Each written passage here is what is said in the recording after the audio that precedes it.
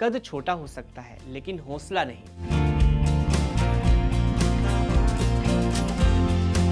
बौनेपन की समस्या हो तो अक्सर लोग उनका मजाक उड़ाते हैं।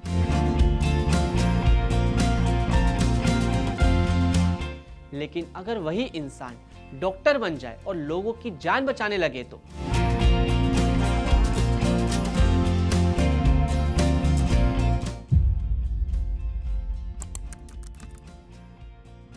नमस्कार, मैं हूं दीपांशु अरोड़ा और आपके लिए लेकर आया हूं खुशखबरी। इस शो में हम आपको बताते हैं ऐसी कहानियां जो उम्मीद जगाती है, हौसला बढ़ाती है और जिंदगी को देखने का नजरिया बदल देती है। ऐसी कहानी मैं लेकर आया हूं। कद छोटा हो सकता है लेकिन हौसला नहीं। भारत में अगर किसी व्यक्ति को बौनेपन की समस्या हो तो अक्सर लोग उनका मजाक उड़ाते हैं। लेकिन अगर वही इंसान डॉक्टर बन जाए और लोगों की जान बचाने लगे तो कहते हैं मंजिल उन्हीं को मिलती है जिनके सपनों में जान होती है। पंखों से कुछ नहीं होता, हौसलों से उड़ान होती है। ये कहावत गुजरात के डॉक्टर गणेश बरैया पर सटीक बैठती नजर आती है। सिर्फ 3 फीट की लंबाई, 72% दिव्यांगता और एक ऐसा सपना जिसे पूरा करने के लिए उन्हें सुप्रीम कोर्ट तक लड़ाई लड़नी पड़ी। कभी लोगों ने कहा तुम डॉक्टर नहीं बन सकते, लेकिन आज वही शख्स सरकारी अस्पताल में मेडिकल ऑफिसर बनकर मरीजों का इलाज कर रहा है, यहाँ तक कि इमरजेंसी संभाल रहा है। गुजरात के भावनगर से आने वाले गणेश आज पूरे देश में प्रेरणा का नाम बन चुके हैं। अभी मैंने एमबीबीएस कंप्लीट करके हाल में सर्टी हॉस्पिटल भावनगर में as a intern doctor working कर रहा हूँ।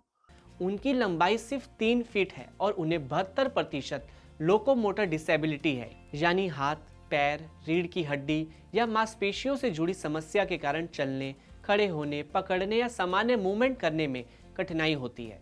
उनका वजन करीब 20 किलो बताया जाता है, लेकिन इन सब चुनौतियों के बावजूद उन्होंने अपने सपने को कभी छोटा नहीं होने दिया। गणेश का जन्म एक साधारण परिवार में हुआ। बचपन से ही उन्हें बौनेपन यानी हड्डियों की एक दुर्लभ बीमारी थी। स्कूल में कई बार बच्चे मजाक उड़ाते थे, लोग ताने मारते थे, लेकिन गणेश कहते हैं अगर लोग हंसते थे तो मैं और मेहनत करता था। यही वजह थी कि पढ़ाई में वे हमेशा आगे रहे। जब गणेश बड़े हुए तो उन्होंने एक सपना देखा, डॉक्टर बनने का। उन्होंने मेहनत की और नीट परीक्षा पास की। अब उन्हें लगा कि उनका सपना पूरा होने वाला है, लेकिन तभी सबसे बड़ी बाधा सामने आई। जब उन्होंने एमबीबीएस के लिए आवेदन किया तो उस समय की मेडिकल काउंसिल ऑफ इंडिया की मेडिकल बोर्ड ने उनका आवेदन खारिज कर दिया। कारण दिया गया कि उनकी लंबाई बहुत कम है, इसलिए वे आपातकालीन हालातों में सही से काम नहीं कर पाएंगे।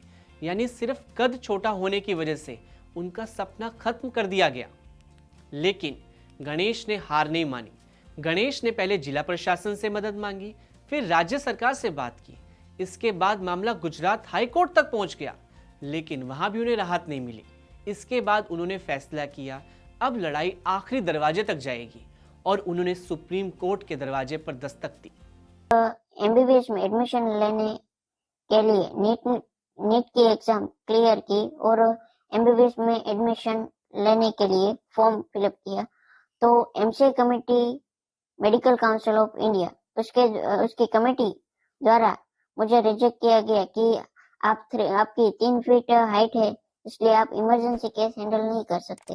तो उसने मुझे रिजेक्ट कर दिया। मैंने रिजेक्शन के बाद नीलकंठ विद्यापीठ चला जाके प्रिंसिपल डॉक्टर दलपत भाई कातरिया और रेवती सरवैया से की कि सर ऐसा हुआ है तो अब आगे क्या करें। तो उन्होंने भावनगर के कलेक्टर हर्षद भाई पटेल और गुजरात शिक्षण मंत्री भूपेंद्र सिंह चुड़ासमा उनसे मीटिंग की और उनसे बात की कि अब क्या कर सकते हैं। तो हमारे भावनगर के कलेक्टर के मार्गदर्शन के साथ उन्होंने डिसाइड किया कि हम गुजरात हाईकोर्ट में केस दाखिल करेंगे। फिर उन्होंने गुजरात हाईकोर्ट में केस दाखिल किया। हमारे साथ दूसरे 2 कैंडिडेट इस केस में शामिल हुए, एक शेख मुस्कान जो बड़ौदा से थी और दूसरी हिना मावसिया जो राजकोट से थी। हम तीनों ने गुजरात हाईकोर्ट में केस दाखिल किया। गुजरात हाईकोर्ट में 2 महीने के बाद हम केस हार गए। तब मैं बहुत उदास रहा और पर दलपत भाई और रेवत सिंह ने ये डिसाइड किया था हम हाई कोर्ट में केस हार गए तो क्या हुआ, हम सुप्रीम कोर्ट में केस दाखिल करेंगे। फिर हमने सुप्रीम कोर्ट में केस दाखिल किया और सुप्रीम कोर्ट का 2018 में जजमेंट आया कि आपको एमबीबीएस में एडमिशन मिल सकता है। इसलिए पर लंबी कानूनी लड़ाई के बाद साल 2018 में सुप्रीम कोर्ट ने गणेश के पक्ष में फैसला सुना दिया। कोर्ट ने कहा कि किसी व्यक्ति को सिर्फ शारीरिक सीमाओं के आधार पर सपना पूरा करने से नहीं रोका जा सकता। इसके बाद साल 2019 में गणेश को एमबीबीएस में दाखिला मिल गया। एमबीबीएस की पढ़ाई के दौरान भी उनके सामने कई चुनौतियां थी। कई बार उन्हें ऑपरेशन टेबल तक पहुंचने में मुश्किल होती थी। ऐसे में उनके दोस्त उन्हें कंधे पर उठाकर टेबल तक ले जाते थे। उनके प्रोफेसर भी उन्हें हर तरह से मदद करते थे। यानी ये सिर्फ गणेश की नहीं बल्कि उनके साथ खड़े लोगों की भी कहानी है। कड़ी मेहनत और संघर्ष के बाद गणेश ने अपनी एमबीबीएस की पढ़ाई पूरी कर ली और आज वे भावनगर के सरकारी अस्पताल में मरीजों का इलाज कर रहे हैं। डॉक्टर गणेश बताते हैं कि जब मरीज पहली बार उन्हें देखते हैं तो थोड़ा चौंक जाते हैं, लेकिन कुछ देर बाद वे उन्हें डॉक्टर के रूप में स्वीकार कर लेते हैं और यही उनकी सबसे बड़ी जीत है। डॉक्टर गणेश की कहानी सिर्फ एक व्यक्ति की सफलता नहीं है, ये उन लाखों लोगों के लिए उम्मीद की कहानी है जो किसी न किसी वजह से खुद को कम समझने लगते हैं। गणेश ने साबित कर दिया कि सपनों की ऊंचाई कभी भी इंसान के कद से नहीं मापी जाती।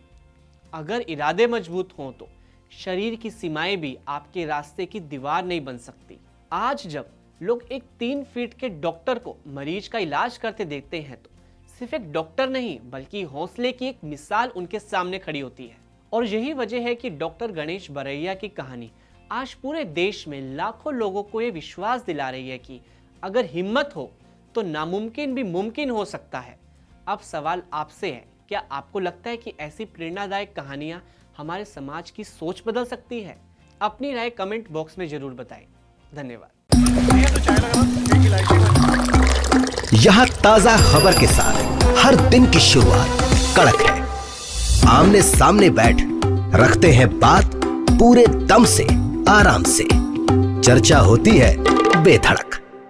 यहाँ किस्से कहानियों में बोल सरल और अंदाज बेहद कड़क मिलता है। जीने में एक तेवर है जो आता है सही ज्ञान, जानकारी और उससे कमाई कड़क नोट से। इधर मौके पर चौका नहीं छक्का लगा जलवा दिखाते हैं। कड़क क्रिकेट से अपने रोमांच को जो बढ़ाते हैं। यहाँ की हर बात का मिजाज एक है, मिजाज कड़क। आपका अपना YouTube चैनल कड़क लाइव बेधड़क।